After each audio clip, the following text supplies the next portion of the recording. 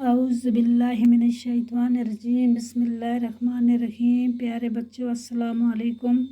School BMS Kundi class 8 subject Urdu, topic Gautam Buddha. بچوں کل ہم نے گوتم بدھ کا سبق پڑھا تھا، پیج نمبر 84، آج 85 پڑھنے جا رہے ہیں۔ چلو بچوں شروع کرتے ہیں۔ 483 قبل مسیح میں اپنی وفات کے سال تک وہ اپنے ہزاروں پیروکار بنا چکے تھے۔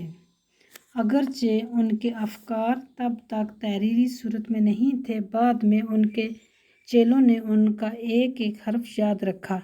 یہ باتیں نسل در نسل زبانی طور پر ہی سینہ بہ سینہ منتقل ہوتی رہیں۔ بدھ کی بنیادی تعلیمات کو بدھوں کے الفاظ میں 4 اعلیٰ سچائیاں 4 نوبل ٹروتھس کے نام کے عنوان سے سمیٹا جا سکتا ہے۔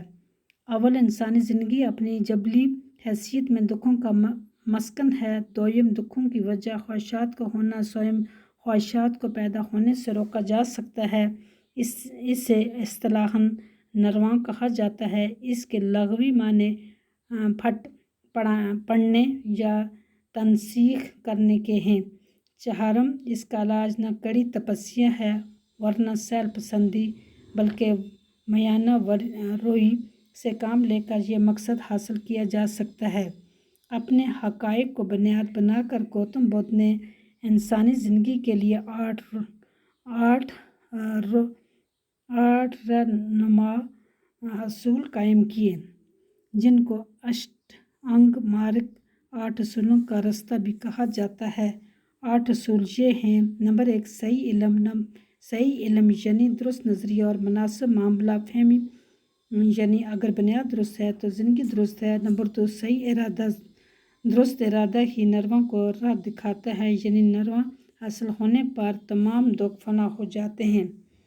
نمبر 3، صحیح کلام، حق گوئی، نرم لہجہ، محبت بھری بات چیت یعنی شرین بیانی ضروری ہے اور غلط گفتگو جھگڑے کو دعوت دیتی ہے۔ نمبر 4، صحیح عمل یعنی اپنی زبان، نظر یا ہاتھ سے کسی کو تکلیف نہ پہنچانا، چوری نہ کرنا، غریبوں اور بیماروں کی مدد کرنا، بد چلنی سے دور رہنا اور خدمت خلق کرنا۔ نمبر 5، جائز و حلال کمائی یعنی محنت اور ایمانداری سے اپنے لیے روزی کمانا۔ نمبر 6، صحیح کوشش، یہ کوشش جاری رکھنا کہ ذہن پریگندہ نہ ہو اور اس میں برے خیالات پیدا نہ ہوں۔ نمبر 7، نیک خیال، ذہن کو پوری طرح بیدار رکھنا اور مشاہدے کو مضبوط بنانا۔ نمبر 8، صحیح غور و فکر، درست طریقے سے سوچ بچار کرنا اور مراقبے کے ذریعے ذہن کو ٹھیک سمت میں لے جانا۔ گوتم بدھ نے دنیا کے بے شمار انسانوں پر اپنے اثرات چھوڑے ہیں۔ ان کی تعلیمات کسی بھی لحاظ سے قدیم ہندوستانی فلسفہ کا آدھا نہیں تھی۔ گوتم بدھ کے تصورات کی گہرائی کے سبب ہی بدھ مت ہندوستانی حدود سے باہر تک پھیلا اور اس کے فلسفہ نے قبول خاص و عام کی سند حاصل کی۔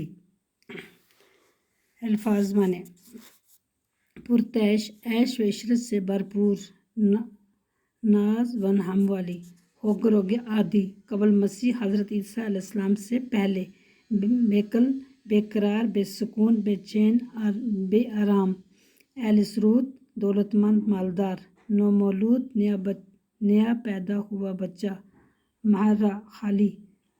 بس بچوں، آج کا سبق یہیں تک ہے۔ اللہ حافظ۔